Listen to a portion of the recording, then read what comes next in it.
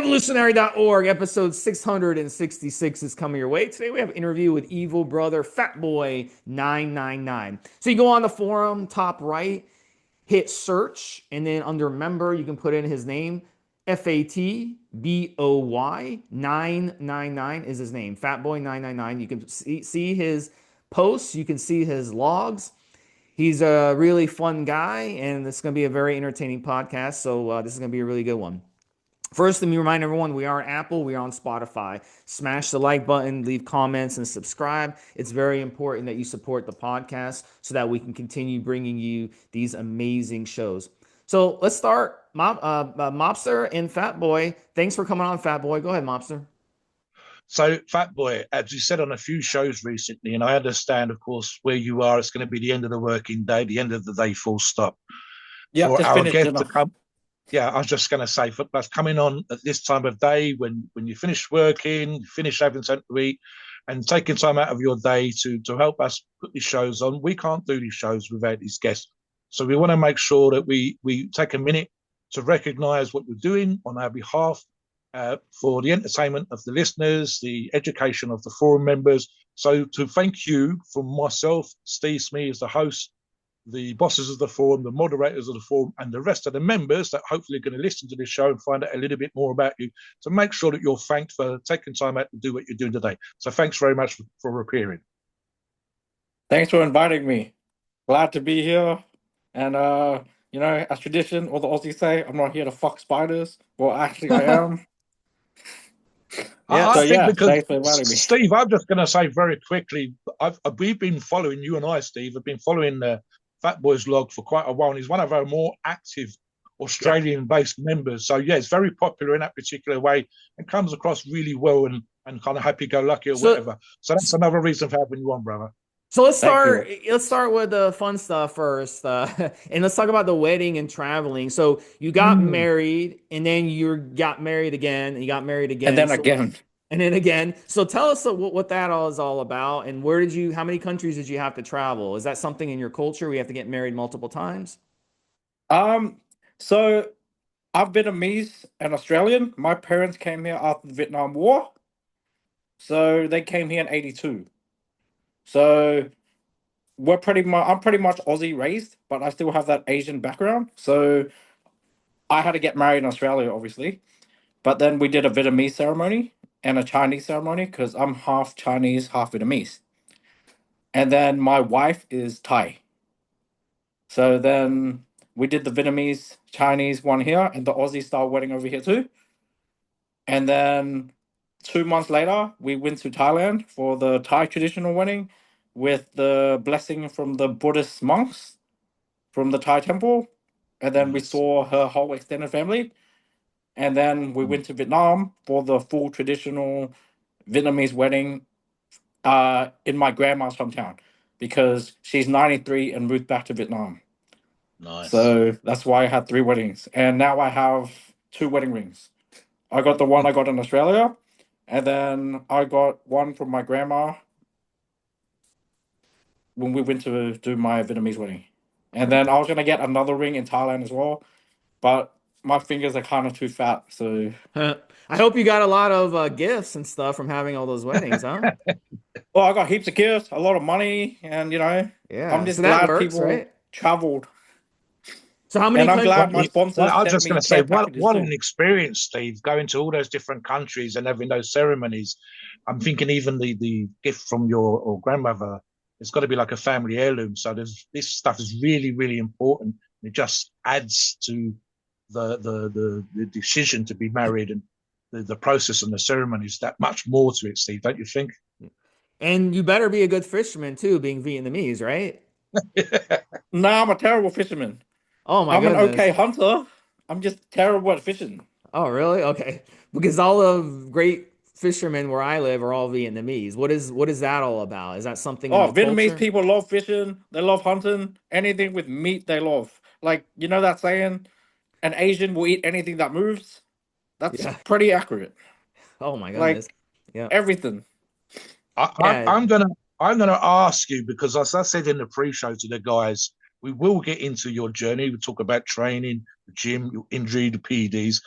But one of the reasons a lot of people that don't go to the gym regularly decide that they want to get into shape is literally what Fat Boy's just done, which is getting married. Now, whether it's the females wanting to get into the most expensive dress they're ever going to wear, or males wanting to look the absolute best in the best suit they're ever going to wear.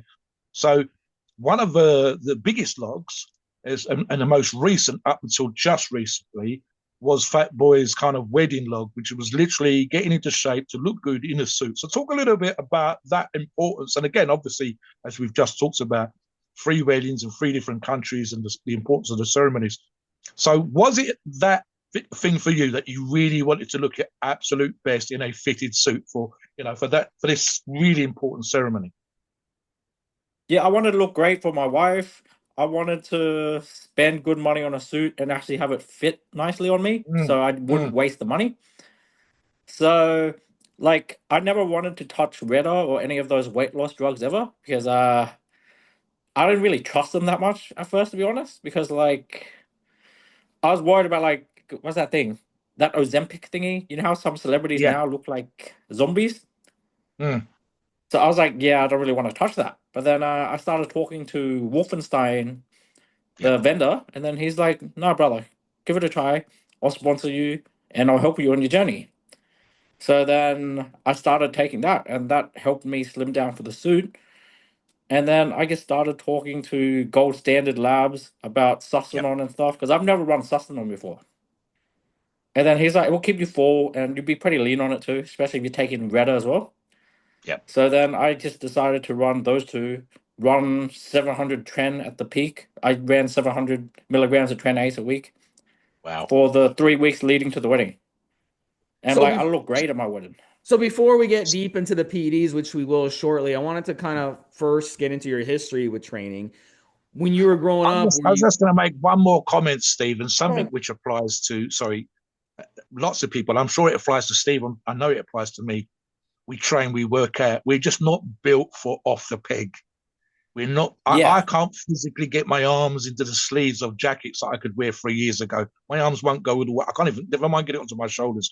So it's kind of a problem for us guys that work out. We're not the right shape for off the peg. We have to end up fitted, or at least something's adjusted. Carry on, Steve. yeah, I wanted to ask you your history when you were growing up. Did you play sports? Were you active? What were you like growing up? When did you first start getting into weight training? Well, this is actually a pretty interesting story. So, my family spoils kids with food, right? Like, that's standard for Asian families. Like, a happy kid is a fat kid. Like, it's just in our culture. Like, if you're fat, you're considered rich, right?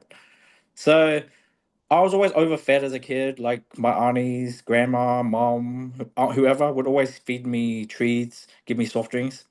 So, I was obese until I was about 14, 15. And then I went to the doctor. And then he told my family I was too fat. And with the way I was going, I would have maybe 10 years to live. Oof. So Like then how my how older fat brother, were you? Good grief. let's see, I was about 145, 150 centimeters. And I was Mhm. 82 kilos. At 14. Yep. Hmm, So I okay. was fat, fat. Like, I Yeah. was pretty obese. Okay. Like, Jesus. So you're about like what is that, mobster? 5'4" or 4'5"? Or?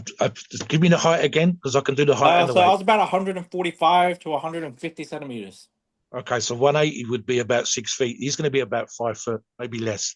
And I think the 87 is very close to, it's about 192, 193 pounds, which is a Yeah, about shitload that. of weight for a shitload of weight for a Yeah. 14-year-old, Steve. So how many Absolutely. centimeters did you say? 154. 145 to 150. So 145. pretty Okay. short. Yeah. Okay. So that's About, yeah, it's that's about short of four and a five half five foot tall. foot. I've got Yeah. shelving that goes up to that height, Steve. It's So barely up to my so chest. so it's under a little under 5 foot tall and about Mm, 180 pounds, I believe. So yeah. more, Yeah, about more. 185, 190. Oh wow. So Yeah. I was Okay. like fat. Wow. At Just pure fat. 14. At Yeah. 14. Yeah. So what happened from there once they told you that? Were you like, shit, I gotta do something about this? No, no, no. I was like, I was just in denial. I was like, ah, fuck it. What does the doctor know? Like, I'm still alive, and and I kind of embraced the title fat boy. Like, I was just the happy fat kid. Mm, mm. And I was like, always punching on with other kids anyway. Like I was always getting to fights with kids and stuff anyway, just because I love to fight as a kid. So I wasn't getting bullied or anything. So I was like, what's the problem? My brother's like, do you want to fucking die? I'm like, yeah, I guess. And then he's like, look, I'll give you $50 for each kilo you lose. Oh, Wow. wow. Okay. And this was like 2004, 2005, and that was a lot of money back then, especially like for a little fat kid. I was like, all right. So then I convinced my parents. Well, it didn't really take much convincing because like they were like, "Oh shit, we don't want our son to die."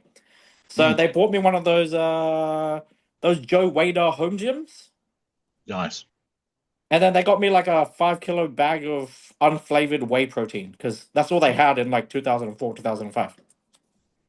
So then I started using that little home gym, and then I drank protein after every workout, and I worked out 5, 6 days a week, and I cut Mm, out all soft drinks.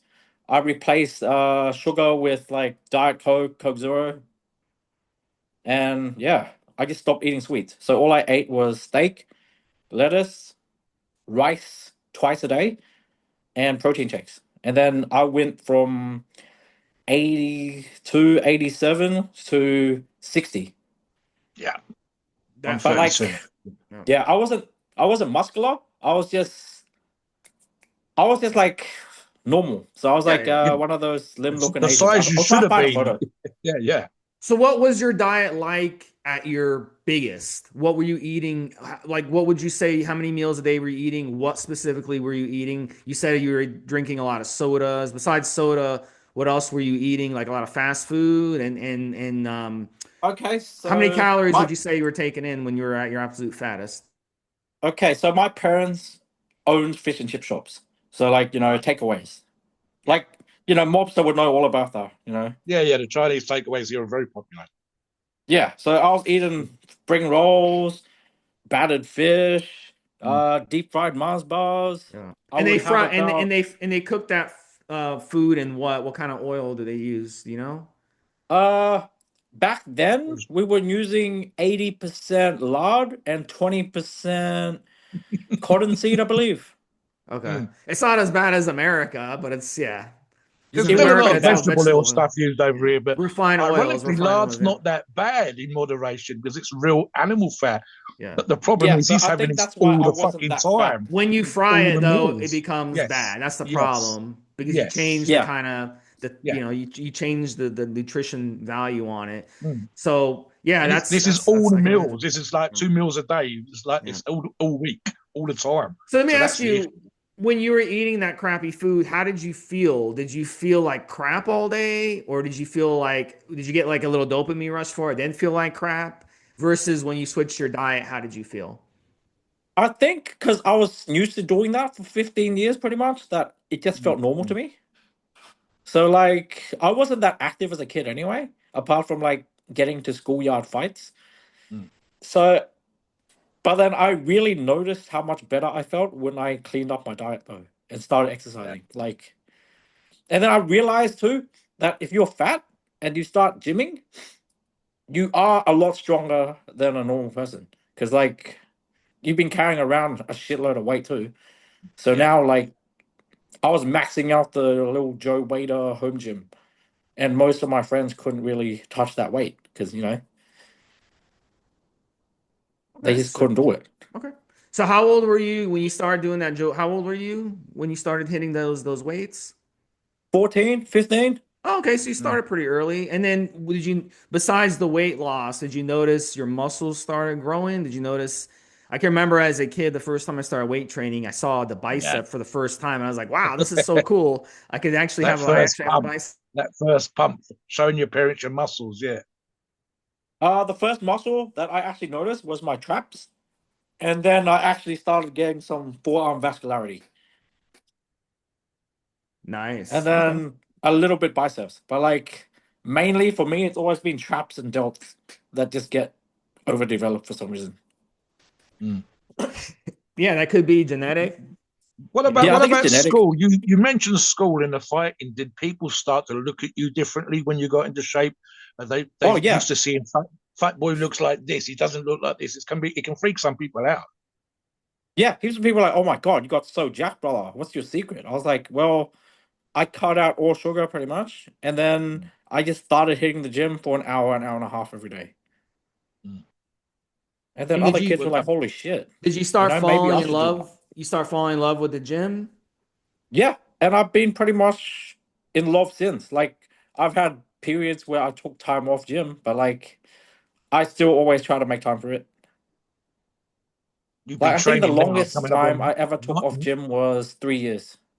you've been training in total coming up on 19 years. So you've actually trained longer than you were alive up to the time that you started training. It's the majority of your life already. And I think for some people, and I'm going to ask you this, is this you can you see yourself training for the rest of your life? Yeah, I love training. Like, I actually feel antsy if I'm not training. Like, Mm, back before I met my wife, I was at the gym 6 or 7 days a week. And now I'm down to about five. mm. But like, five is the lowest I would go. We had a Like, I would member on not, yeah. yesterday, Libster, and one of the things he said was very telling. Talked about OCD and the way he was very restricted and rigid in certain things. I'm guessing this little bit might apply to you, Fat Boy, in that if you've made slight changes because you got into that relationship, slight changes because you're now married, probably for the better in terms of your Yeah. overall health and so on. So yeah, talk a little bit about that. Just the reasons why you've done that, and if you've seen any benefit from it. Well, my wife will make me take rest days now. She's like, Mm, well, you're sore, you're tired, you're grumpy because you know, you're aggravating your shoulder again. So just stay home tonight and watch a movie. And I'm like, fair. So I think that's minimized my injuries. yeah. Like, I'm very anal when it comes to like gymming. Like, I'll pretty much do upper body, lower body. So I split like that. I don't do push pull legs. I just do upper lower. Mm. So I always try to do at least 6 workouts for that reason because I don't like it to be unequal. Libster was said he was very restricted on the time that he would go. He wouldn't want to be interrupted.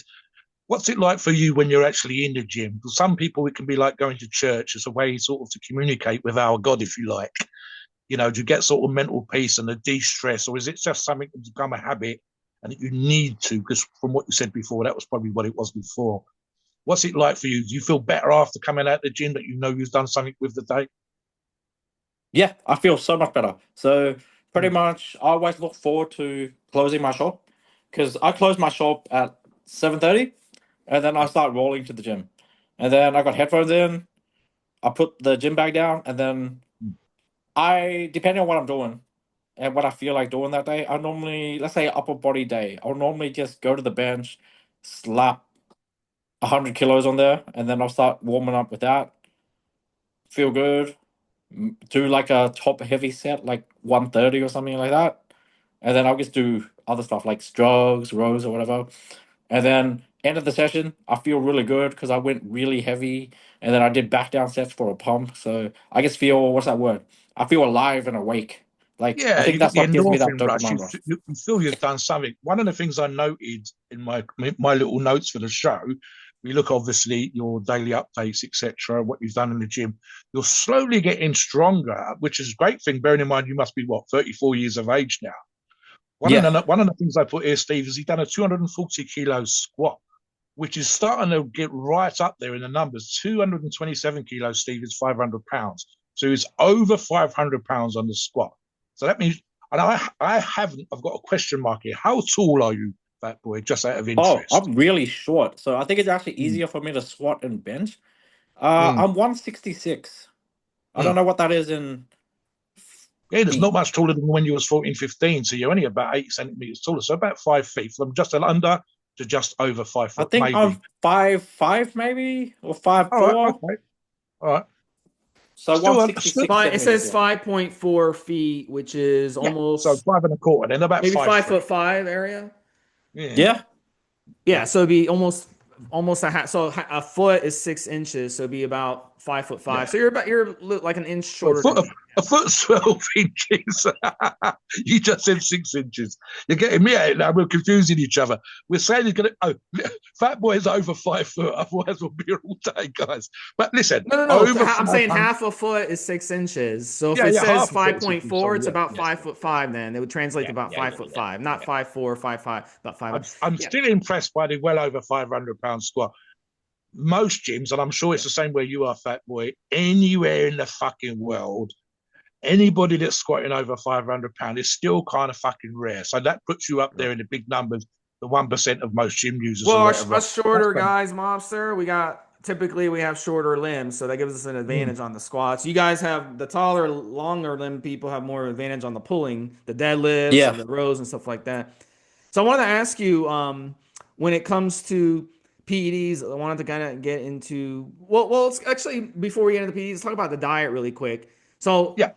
are you really running a strict diet? And did you follow a strict diet during your travels? And do you make good, were you making good decisions when you were eating and I'm stuff gonna like be that? Or do you just more eat more loose? Because on your log, you have a lot of cool food on there. Yeah, it looks good on the log. I'm gonna be honest with you. My diet was actually way cleaner in Asia than it is at home.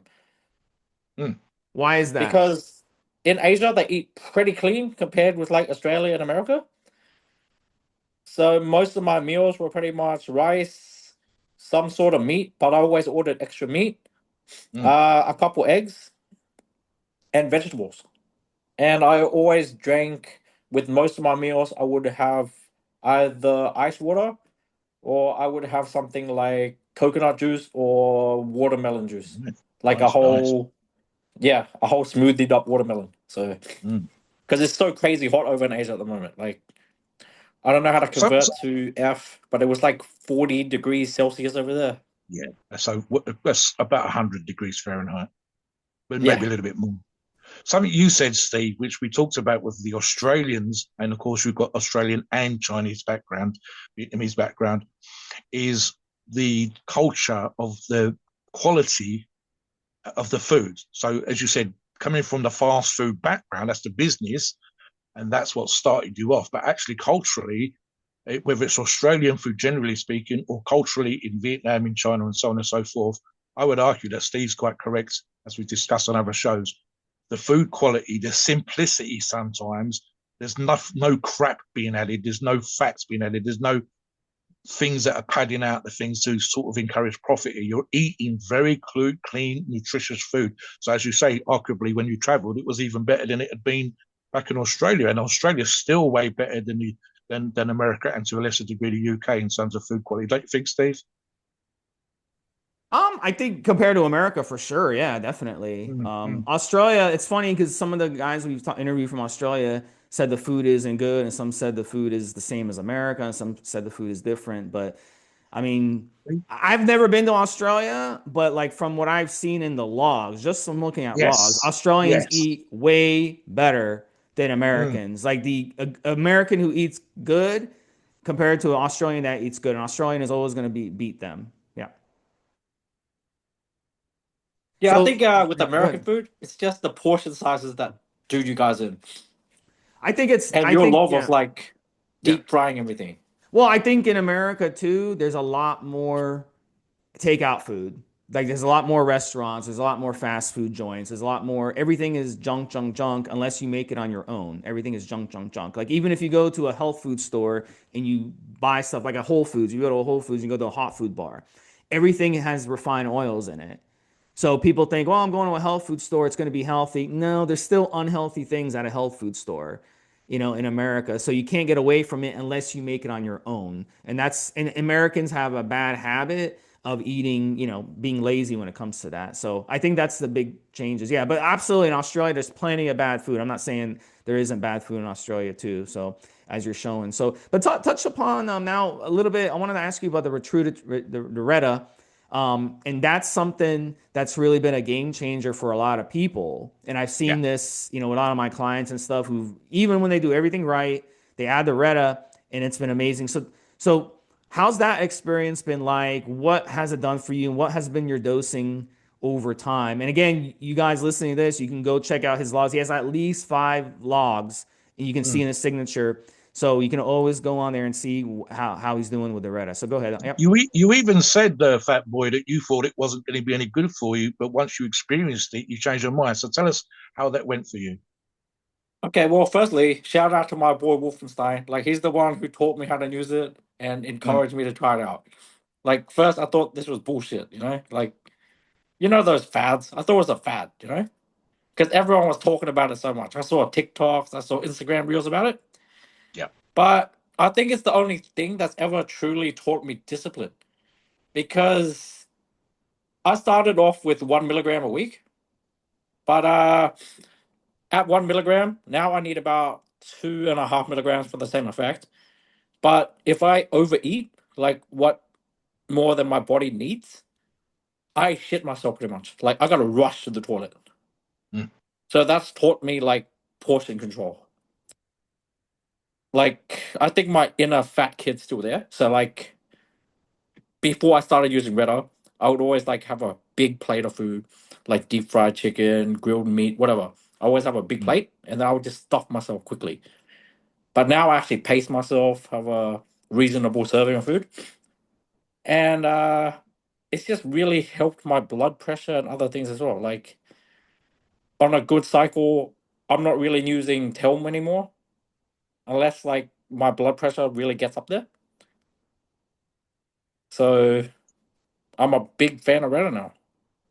What about you Something that guys? people, something that's discussed on these shows when we looked at the studies, and someone actually mentioned this on the forum the other day. Might have been on one of the shows. Steve was what they called the food reward thing, where and the other one is food noise. So there's this idea that somehow we eat certain food just to make ourselves happy, as Steve says, for the dopamine, like chocolate.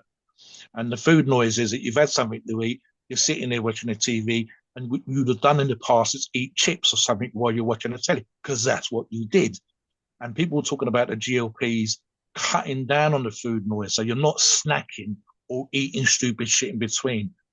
What about the other thing as well, which is where people have changed the dose? And the only time that we seem to see information on side effects wasn't the actual dose itself, it was changing from one dose to another dose. So you mentioned going from 1 milligram to 2.5 milligrams. Did you need more now at this point? But did you notice changes, any just issues with side effects or something that you might have had initially that came back when you upped the dose and then they went away again? So what about that? Uh First I ran 1 milligram for about 5 weeks, and then I Mm. was still getting the it kind of like I didn't have food noise anymore. Like I didn't really have cravings. Like back Yeah. then, I would probably eat one dessert a day. Like no matter what, I'll normally have a dessert a day. Like I'll eat an ice cream or a pudding or something. But no, I don't feel like eating desserts that much anymore. Did you Like have I'll any rarely get issues that dessert. some people had? Did you have any issues that some people did? As I said, with the dose changing, a lot of people mentioned initial nausea that went away, and they only noticed that nausea again if they upped the dose. And again, they knew it was going to go away. Something else we've noticed, and this is more with bodybuilders. Steve talks about the obesity crisis, and I've agreed with him. Insulin sensitivity. And one of the reasons that even relatively lean-ish bodybuilders are using the GLPs is because it's increasing their insulin sensitivity, which has become dull with eating crap and whatever else.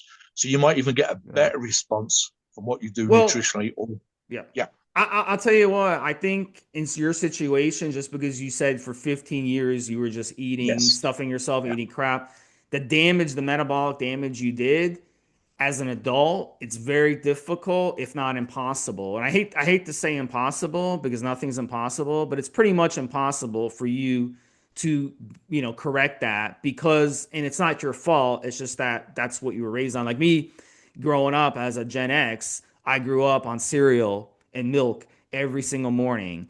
And mm, when you eat cereal, milk every morning, and we're talking about bad cereal, the sugary cereal. Like I go and pick the most sugary cereal. So you grow up like that for years and years and years. And then now as an adult, it's very difficult to reverse it. Now I was lucky because I was a skinny kid. I just got skinny genetics. So I was able to reverse it without using Retta.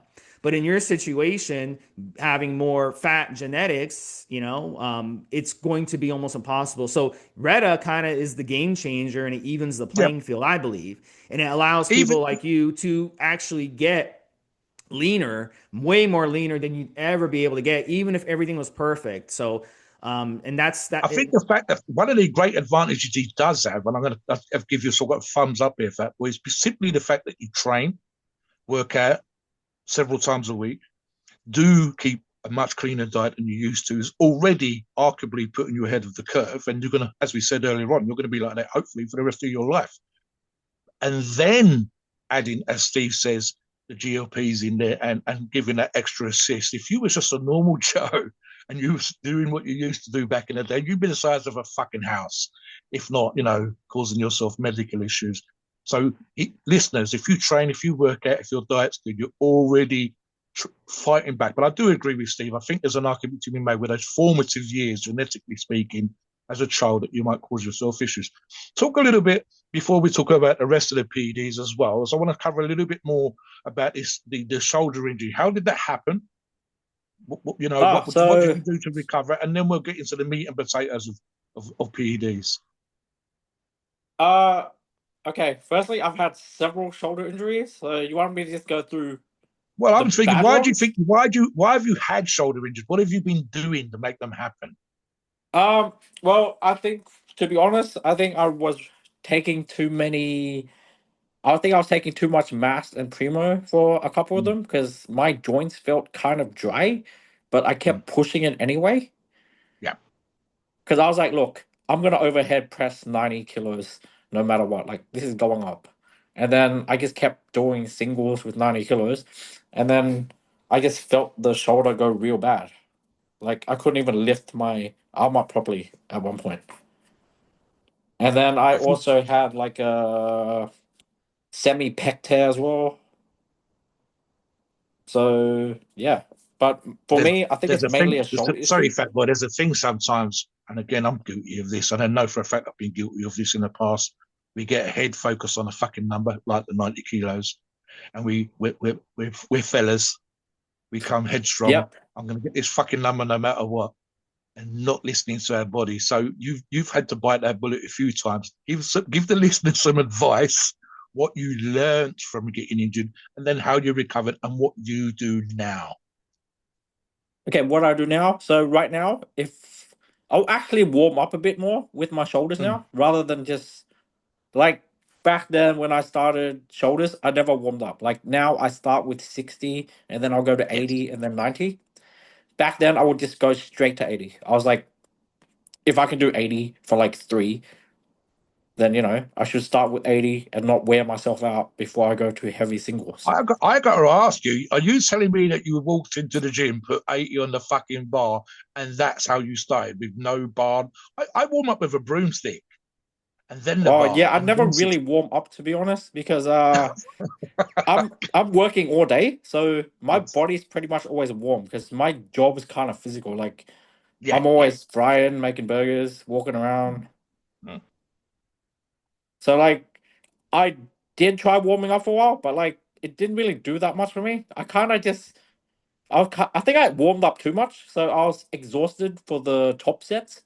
Yeah, So I've never actually warmed up. Like I've worked out with a couple guys from EVO. Like they come yeah. to the gym with me. Like if we bench, I'll start with 100 and I'll do that for like 11 or 12, and then I'll slap 120, and then I'll do 120 kilos for like triple, and then I'll do 130. I don't really do too much warming up because yeah, I think Uh, that's just how I've always trained. if I was a PT or your PT, I'd be like, dude, we gotta have to do so. I'm with you on the long working day. Absolutely, been there, seen there, and done it. And the last thing I want to do is spend fucking 30 minutes and more calories when I'm already tired doing all this other shit. But at some point, I've had I had a frozen shoulder for 2 years, and I will absolutely do the whole thing with a broomstick and mobility and whatever else. What about recovering from injury? What did you do to recover from injury? And then we're going to really get into what you do with your PEDs and the difference that's made over the years as well. So talk So about the recovery. So when I had like a really bad shoulder injury, and then Mm. I tore my pec pretty much at the same time, I Yeah. messaged Wolfenstein. I'm like, brother, what should I do? And then he sent me TB and BPC, and then Yes. he's like, just put the backwater in there, and then use this twice a day, both vials, for 10 days, and it should get better. And if it doesn't, let me know, and I'll send you more. And then I ran it for like 15 days, I think, and then shoulder felt good, chest felt good, and then I started going heavy again. And yeah, been pretty solid since. Good. And yeah, I also learned don't rely on NPP for joint health because I think No. that's just a band aid. Yeah. I've said a million times, if you've listened to any of these shows and even on the forum, it makes you feel good on cycle. It's not fixing the problem. Talk about, because we've obviously covered part of your journey with the gym and training, 14, 15 years of age, getting into shape. At some point, you've made the decision to go to the dark side, as we might euphemistically call it. So talk about your first, what made you want to try steroids or PEDs? What was that like? How did you get into it? This was 2015 or 16. Mm-hmm. I just started working out hard, and then I followed a guy who was big on, that blogger site. I think it was called Blogger or something. Because he was It like rings a bell.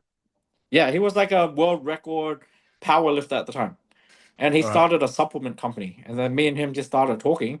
And then he sent me some pro hormones. And they were meant to mimic, what's it called? One testosterone. Yeah. And there was another one that is meant to be like nandrolone.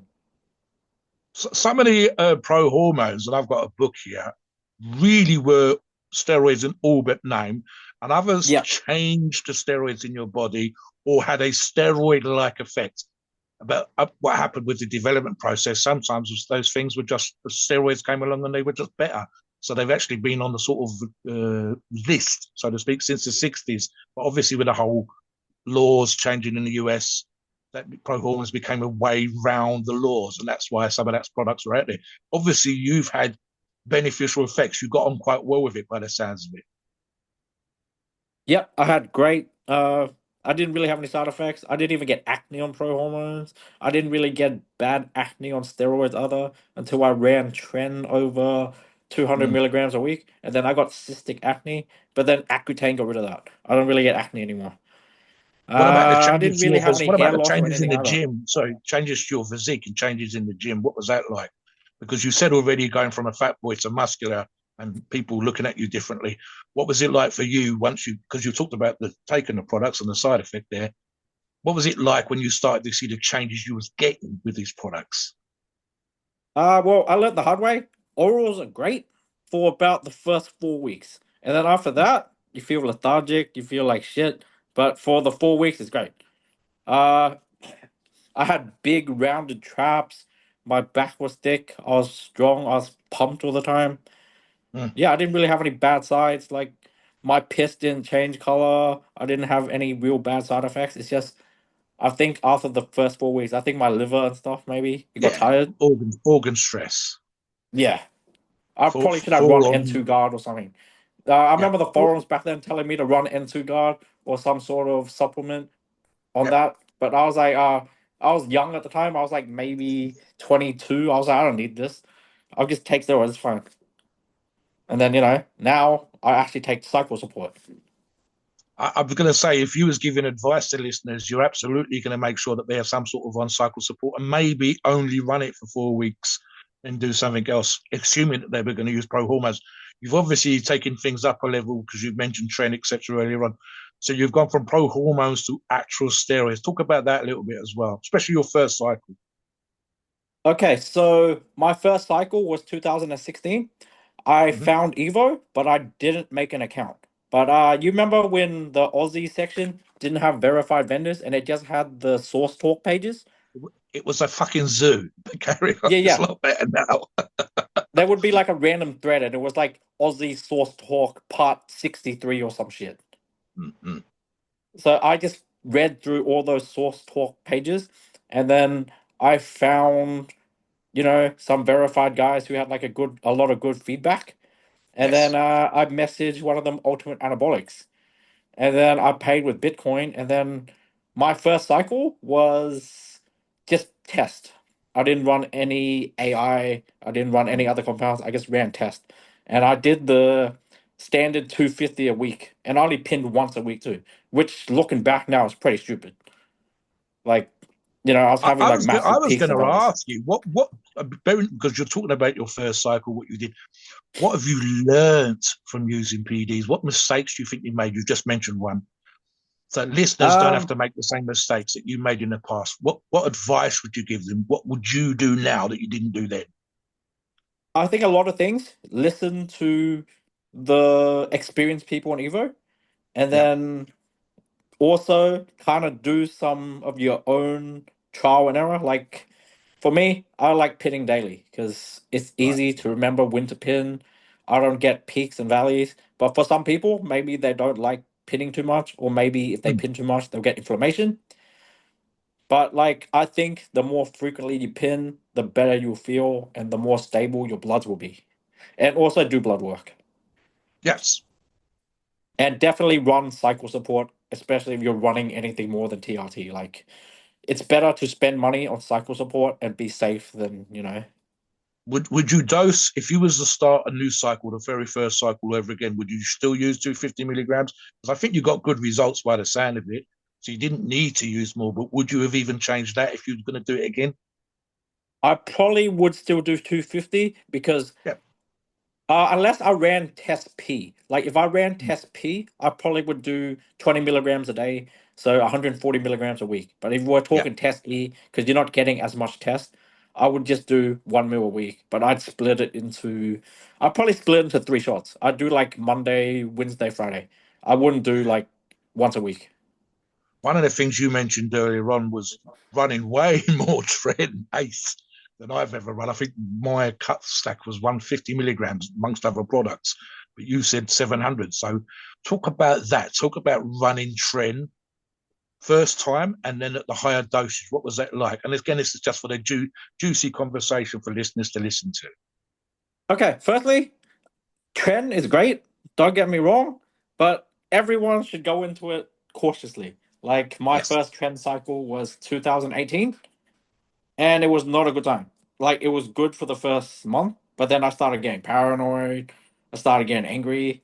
But Mm. like I think with Tren, I think your body does get used to it. Because my first cycle of Tren was 200 a week, and I was going nuts. And now 200, I get all the gains and none of the drawbacks. Yeah. We But talked yeah. to we talked to another guy, Pat, and he said he got extremely aggressive on it. And he talked about how he was nasty to his wife and stuff, and he really regrets it. Did you have any of those experiences? Any roid rage or anything on it? Oh Or yeah. So 2018 when I did my first trend cycle, this was like during a crazy period of my life anyway. I was like, partying, going to the gym, doing steroids. I was Mm. partying with strippers. Like, geez, yeah, I was in banging like five a day. Australia Yeah, in Australia. so I you was guys banging have like five of them on trend, and then I was getting paranoid on trend. So then I got into some messy breakups, and then one of them tried to run me over and another girl over. so Yeah, I was like, so holy shit. Fucking hell, Steve. was she on train as well or Oh, women are naturally on trend, brother. Women are naturally on trend. Like, damn you don't know it, what's going to happen with it, them. Steve, is that part of the legend where we know that Trent can make you sweat? And we know that one of the issues back in the day for some women was if the man was using a testosterone cream or gel and he's had to slab his Mhm. shoulder or something, the women were complaining that some of this T gel was getting onto them and that they were exhibiting some of the side effects. I'm just wondering if Fat Boy using the trend sweat was giving them trend issues as well, or is it Maybe, just, but like, I or, think when or you're on maybe it's just a trend, response women to are you being more the way you was? keen. Yeah. Women are more what? They're like more keen on you when you're on trend. I think it's Dude, maybe because, absolutely. When I yeah. used to, I'm dating, dude. When I was single and I used to go on dates, I dated a girl and I'd be on a cycle and they'd be more into me. Then when I came off the cycle, they'd be less into me. Absolutely, they can. Mm. That's a smell team that. thing, full stop. Yeah, They can that's testosterone, smell full stop. that effect. It's just like a Yeah. natural effect that they can smell that testosterone. What tell us some of your experiences with that? Have you had that happen? Nearly Where getting run so over is not only fucked am I up. coming off cycle and I feel like shit and I'm crashing, Mm. but she's also like, I'm also depressed because she dumps me. So it's like you got a double, you get the double hammer, you know? Yeah, I think that's why a lot of guys never get off trend because like they just feel so good with it, and then like they get a Yeah. lot of female attention because I think Yeah. deep down we're all still kind of cavemen, cave women, like Yes. Yeah. they Or want someone hormonal. strong, assertive. Yes. Yes. Yes.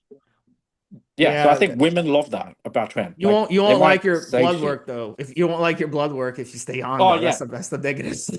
It's like if you you end get up. blood work done on trend, it's a terrible time, and your doctor might even call you if you Yeah, don't get yeah. it done anonymously. Like I've had a few doctor calls. They're like, "Hey, mate, what are you eating and what are you doing? Because your cholesterol is terrible." They're Oh my like, "But you look goodness. great." So I don't know if this is accurate. I was like, "Oh yeah, it's nothing." That Like you look great, yeah. but your body on the inside is not. If you're I running high Mm. enough trend. so I Mm. tell this story. I've told the story before. I was deep sea fishing and I spent like 7 out of the 8 hours throwing up, and my urine was black. That's how Holy shit! I was on Tren. So not only did the Tren make me more nauseous, just being on Tren, you get more nauseous Yeah. on its own, but it's the seasickness. And then my kidneys and Dehydrated. my liver were Mm. probably almost on the edge of collapsing. Like if I was Mm. probably older, I would have probably died on that boat. Like I was because you can't because the boat, you're not coming back for another 7 hours. So you're throwing up, throwing up, throwing up, Yeah. diarrhea. It was so bad. Worst experience of my life on Tren. So you definitely got to be careful on Tren. What was the worst day that you had on Tren? Did you? Because I always tell the story too. Like on Tren, I'm good for at least one or two bad nights where I'm up throwing up, just because Tren just makes your body like sick, you know. So I'm always good for that. Did you have like a really bad night on Tren that you remember? Uh One of my worst nights on trend was probably when I went to my mate's wedding. So, firstly, I was on about 500 trend. This was 2022. I was about 500 Mm. trend partying because, it's a wedding. And it was like a 3-day type of party because, Asian wedding. And like, how trend always kind of makes your piss dark anyway? Yes. Mm-hmm. This made it way worse because I was like drinking Hennessy. I was having fun with the boys, just drinking. And like, but holy shit. Like I thought I was gonna die. Like my organs felt a bit, sore.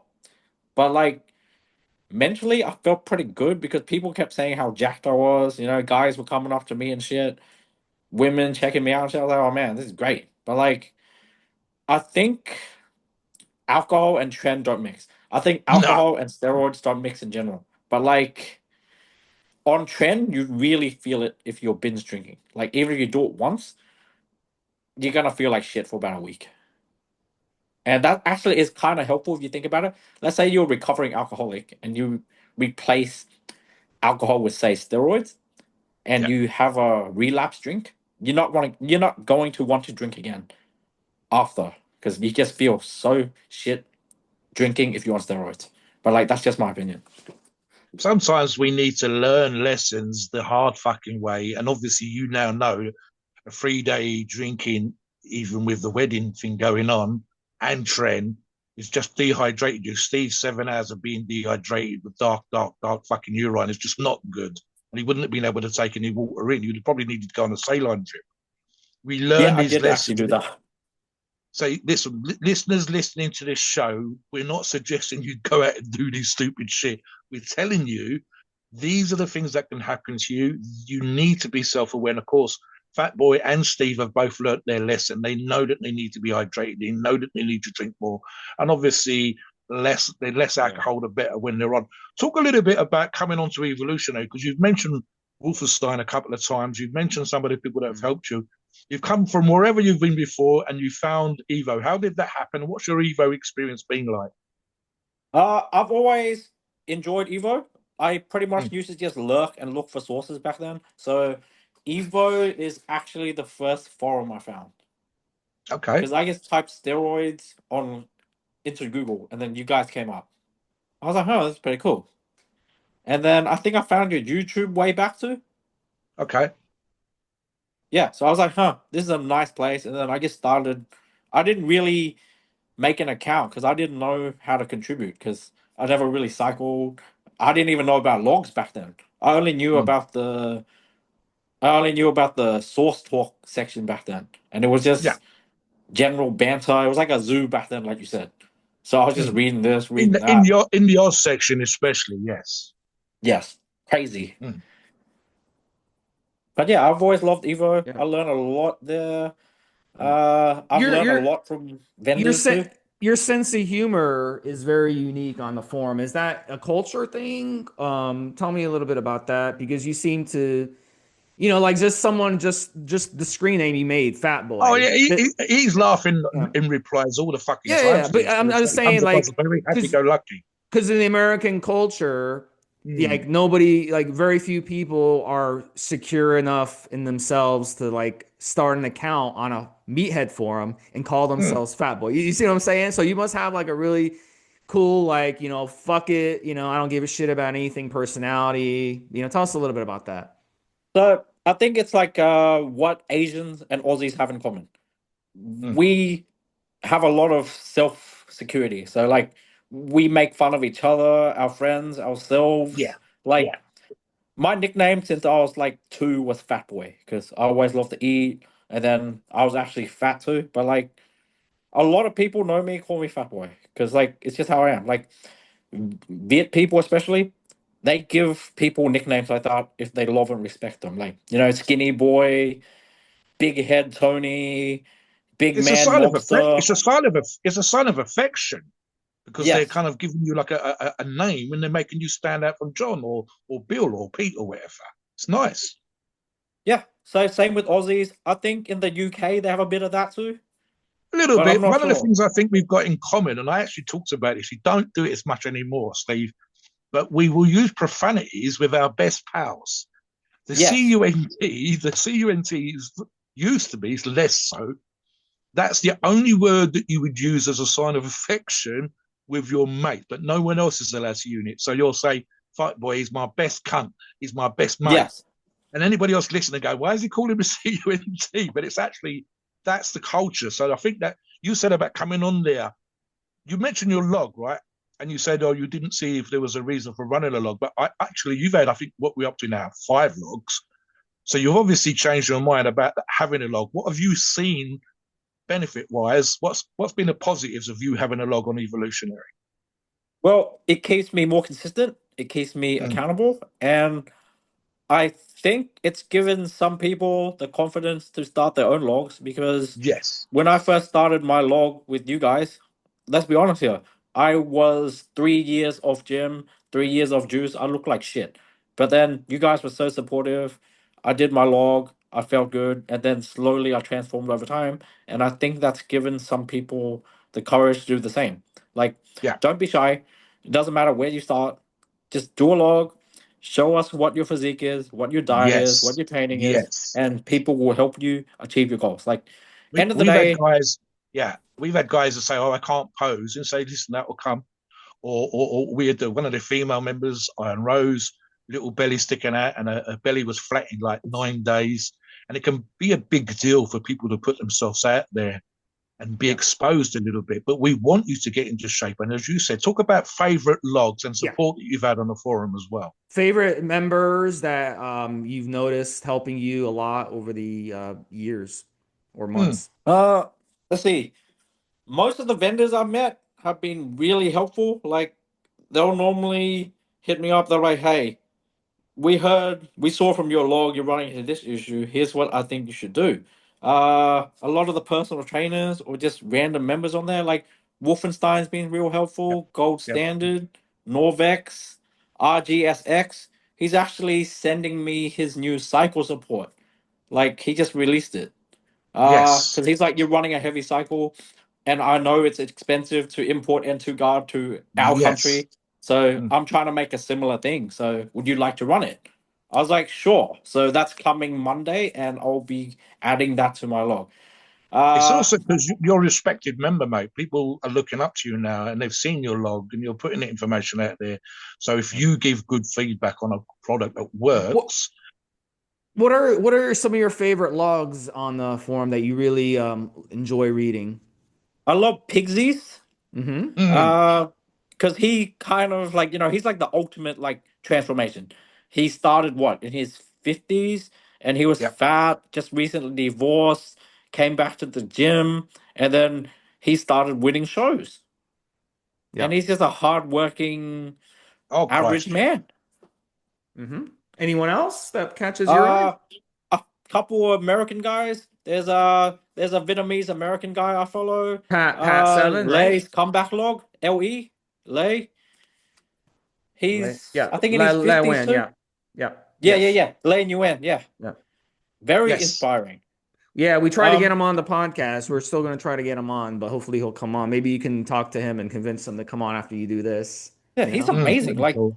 Yeah. He he has a he crazy went story. through pancreatic cancer, some sort of cancer. Yeah, Yeah, and he's running like a solid cycle for someone of his age. Like he was running Tren, Deca, Test.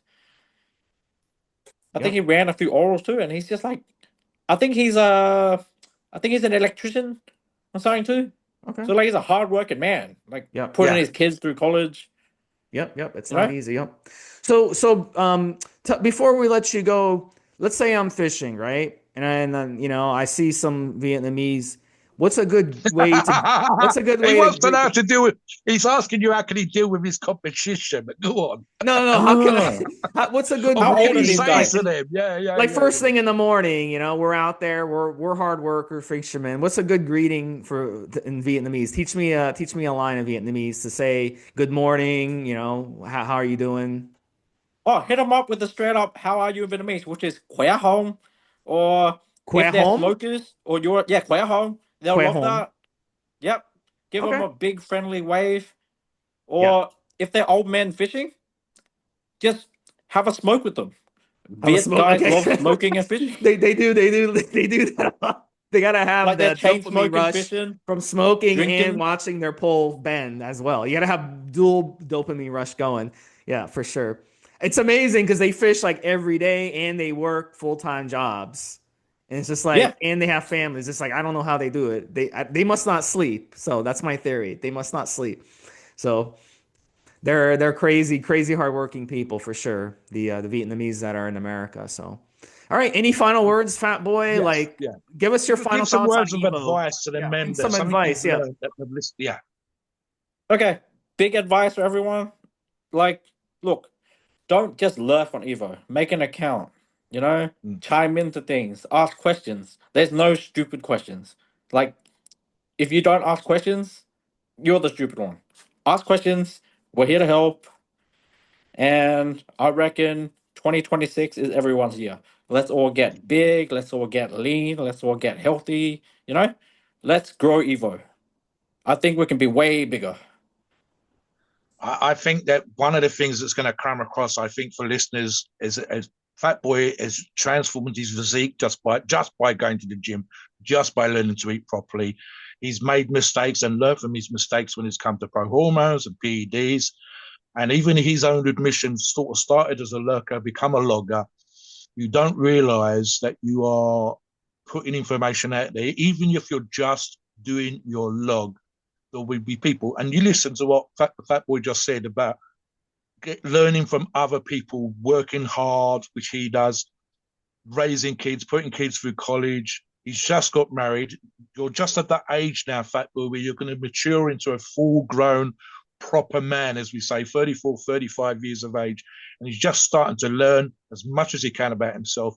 And when he does that, which he's doing right fucking now, you'll learn stuff. If you come onto Evolutionary, like Steve said, and check out his log, you'll see his journey. You'll see how he's changed. You'll see that, perhaps he still needs to warm up some more or just do some rehab. Definitely.